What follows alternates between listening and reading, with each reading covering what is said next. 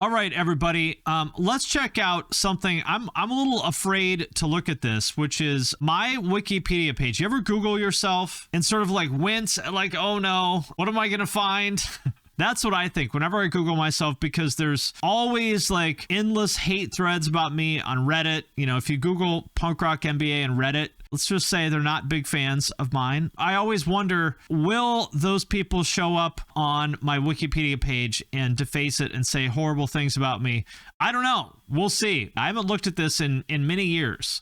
But let's see. I'll do like all the famous people on, what was it, Loudwire or something like that? Do like the Wikipedia fact or fiction thing. Let's do that. Let's see. Let's see if anybody made up lies about me, or if it's legit. Okay. Before we get any further into the video, have you checked out my Spotify playlist? I add new stuff to it pretty much anytime I find a cool new song. So I update it usually a couple times a week with some new stuff. So if you are looking for new music to check out, hit the link in the description of this video. Finn Mckenty. Okay, the first part is wrong. My first name is not Finley. I should edit that. What is the source on this? My name is not Finley. It's Finnegan Mckenty. So the very first word, people, the very first word of my Wikipedia page is a lie. That's not my name.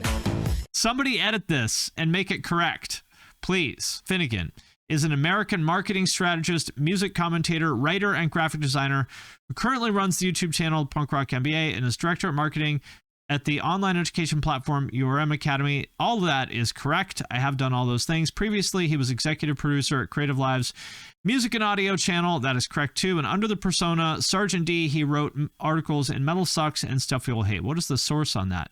That is true. Oh no. What is this? Oh, this is the source.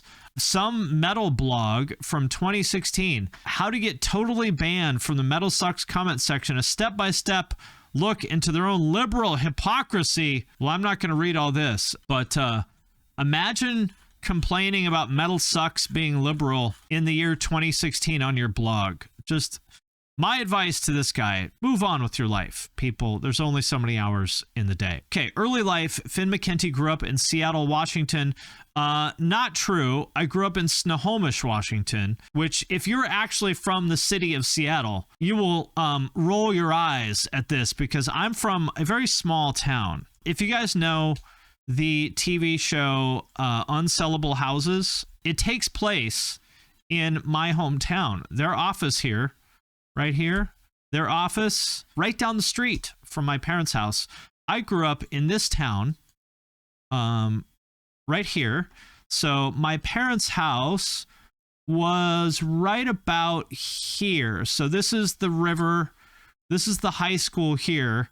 And my parents' house was right over here, just about like 2 blocks from the high school. This is not Seattle. This is like, this is the middle of nowhere. It's a great town though. It's really cute. Not much there. Anyway, not from Seattle. I am from Snohomish. He started going to hardcore punk shows in December 1989. I think it was actually 1990.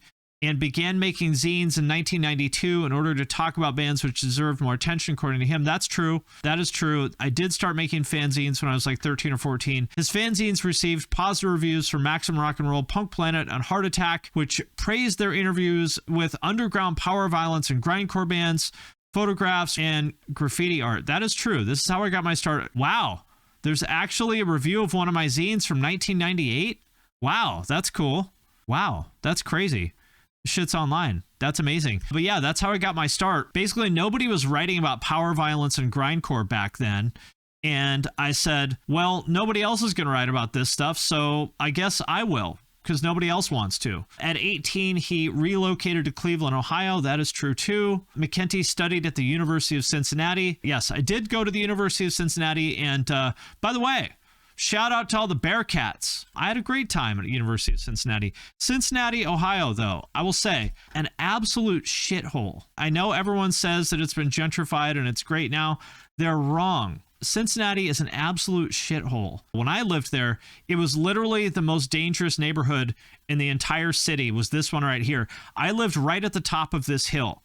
This is Vine Street here, which I would ride my bike down this street to go to work when I lived in Cincinnati. I lived right at the top of it. Looks like a good place to get shot at 12 p.m. on a Tuesday.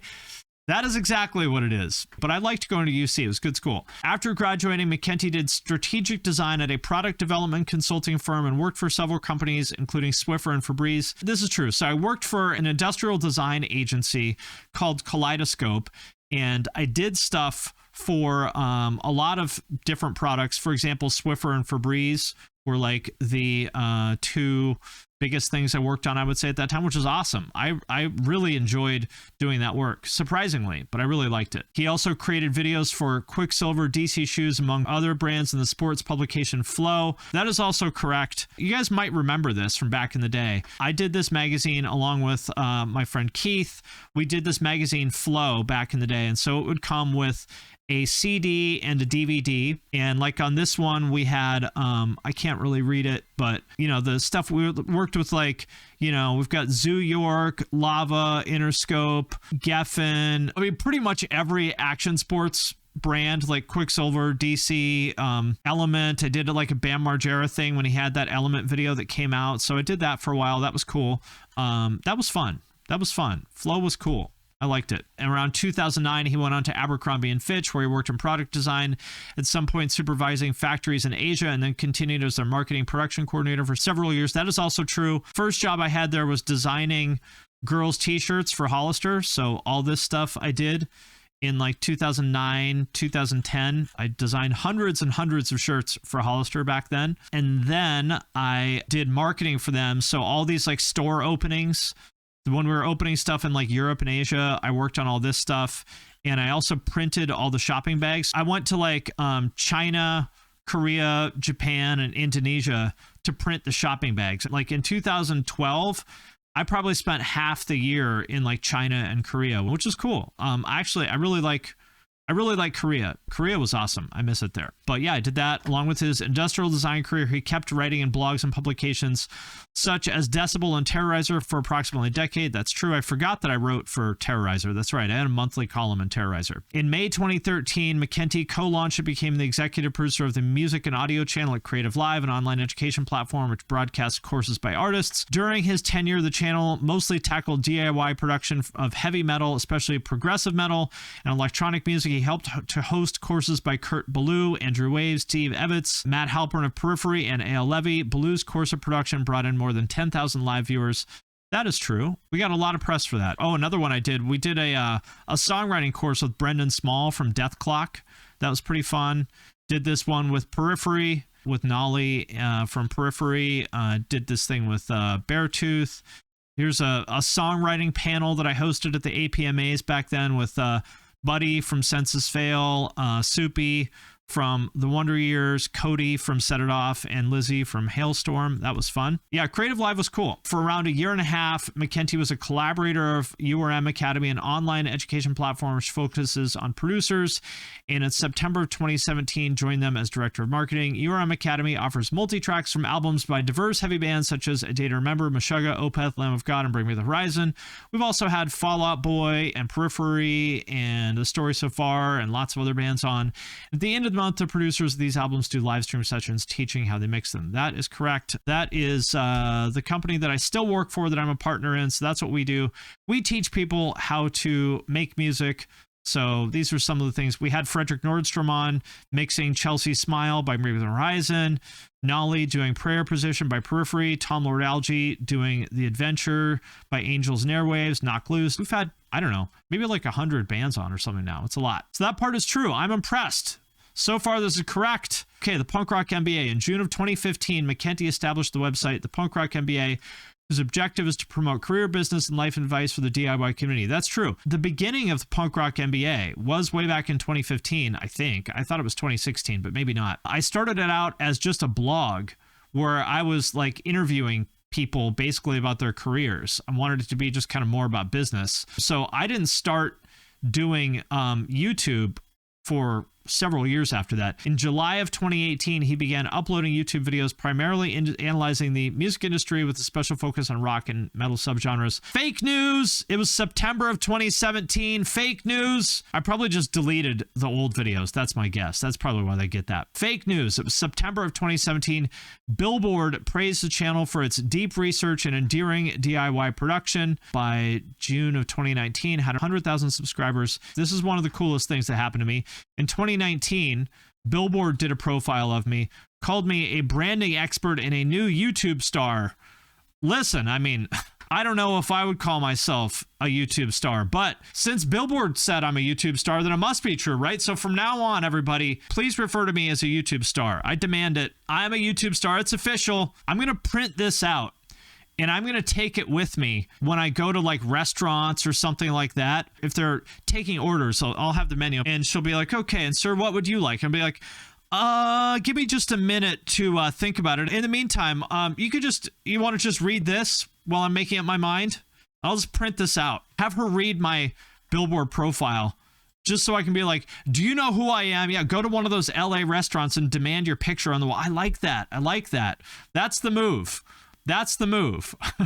In April of 2023, he has over 460,000 subscribers on his YouTube channel, now up to 500,000, which is cool. In March of 2009, under the persona Sergeant D, Mckenty launched the comedy website Stuff You'll Hate, which focused on satires of the heavy metal and hardcore punk subcultures and trends. Yes, that. I'm glad they got that right.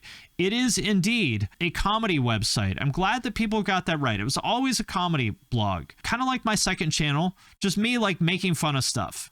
But I thought it was a friendly way. So I'm glad that they understand that this was a comedy website. It became an internet phenomenon among metal and hardcore fans. Who said that? Oh, wow, look at this. This is from 2012. Wow. This old interview with me from 2012. Vice wrote about me, apparently. I forgot about that. Stuff You'll Hate was praised by the Chicago Reader. Okay, I didn't know that. Vice and NPR. Really? Which named one of Sergeant D's articles the best heavy metal writing of 2010. It did? Wow, look at that. I got... NPR loves me. I remember this guy, Lars. Okay, so we've got Invisible Oranges, Kim Kelly on Metal Sucks, and the final word on metal drumming by Sergeant D on Metal Sucks. Look at that. Who knew? Praised by Vice and NPR. Sergeant D's posts brought back the spirit of satire fancies from the 90s, such as Grimoire of Exalted Deeds. I agree with that. Great one. Okay. Well, other than the fact that they got my goddamn name wrong. Oh, look at that. Okay. Somebody, thank you to whoever edited that. Thank you. As a YouTube star, I say thank you for setting the record straight on my name, because as a YouTube star, I feel insulted that they couldn't even get my first name right. Yeah, rest in peace, Finley. But all in all, I would say, you know, I think they got it right. Thank you. Thank you to whoever is responsible for compiling this information about me. Mostly correct. And you got my weird career right, and I appreciate that. So there we go. Wikipedia fact or fiction, I would say mostly fact. So there we go. Nicely done. And please, from now on, refer to me as YouTube star. That's all I ask.